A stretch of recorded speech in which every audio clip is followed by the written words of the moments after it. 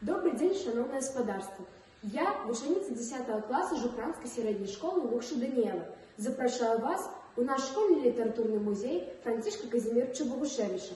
Пропоную разом со мной пройстися життєвим шляхом стежками нашего земляка, поэта-демократа Францішка Казімірча Богушевича.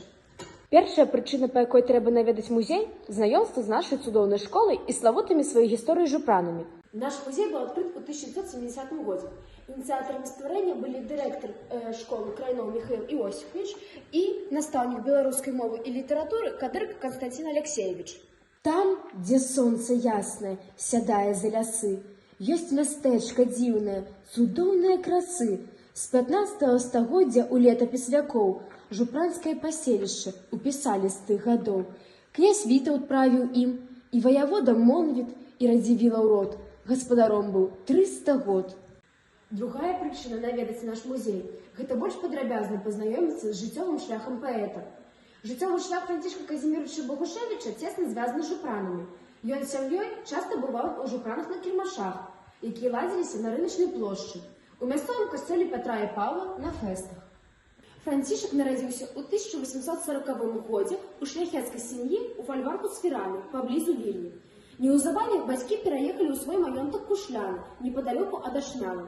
Там прайшло францішкава дзяцінства. З Кушлян бацькі выправілі сына вучыцца ў Віленскую гімназію. Гімназію Францішак скончыў у ліку 4 найлепшых вучняў. Добрыя веды дазволілі яму паступіць у Петербургскі універсітэт на фізіка-матэматычны факультэт, але яго скончыць не давялося. Францішак пераехаў у дочачкі і працаваў там настаўнікам.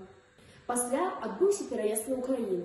Паэт перабраўся ў Нежын Чарнігаўскай губерні, дзе за знакай скончыў юрыдычны ліцэй князя Беспародкі і атрымаў прафесію юрыста. На гэтым фотаздымку ліцэй князя Беспародкі ў 1861 годзе. У Канатопе ў 1874 годзе Богушевич ажаніўся з Габрыэлей Шклён.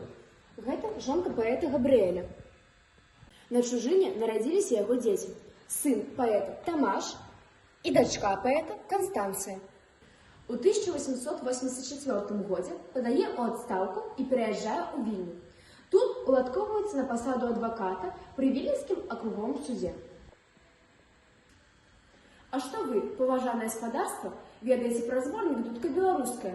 Калі толькі тое, што аўтарам яго з'яўляўся Францішак Богушевич, то гэта трэцяя прычына наведаць наш музей. Друкаваць свае творы на радзіме Богушевич не мог. Царызм праследаваў беларускую дэмакратычную літаратуру, і таму першая кніга выйшла за мяжамі Беларусі. У 1891 годзе у Кракаве пад псевданімам Мацей Бурачок паэт надрукаваў зборнік «Дудка беларуская». Напісана і набрана кніжка лацінкою. Гэта адпавядала традыцыі беларускага пісьма 19 стагоддзя і становішчу беларускага народа. «Дудка беларуская» 1891 года мела тыраж 3000 экземпляраў. На сёння з іх ацалелі толькі 2 кніжачкі. Адна знаходзіцца ў Цэнтральнай бібліятэцы Акадэміі навук Літвы, другая – у навуковай бібліятэцы Віленскага універсітэта. Кірыліцай «Дудка беларуская» з'явілася толькі ў 1922 годзе і адразу ў 3 гарадах – Вільні, Коўні і Мінску. Нашему школьному музею пашанцавала мець віленскае выданне зборніка «Дудка беларуская» кірыліцай 1922 года выдання. Служба не прынесла Богушевичу багацця, таму ён быў вымушаны пакінуць яе. У 1896 годзе ён нечакана атрымаў спадчыну памершага сваяка, што дазволіла яму пакінуць службу і асесці ў родным маёнтку Кушляна. На гэтым фотаздымку новы дом Францішка Богушевича ў Кушлянах, які быў пабудаваны ў 1896 годзе. Спачыў паэт 15 красавіка 1900 года.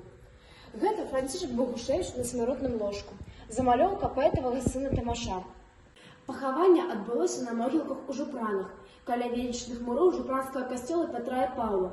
На магілу мясцовыя сяляне паклалі вянок з простай яліны, перавіты стужкамі. Гэта магіла Францішка Богушевича. А гэта стужкі з-за вянка. У гонар Богушевича ў жупранскім касцёле устаноўлена памятная дошка з партрэтам паэта. Гэта мемарыяльная дошка ў гонар Францішка Богушевича ў жупранскім касцёле. Дзякуй за ўвагу!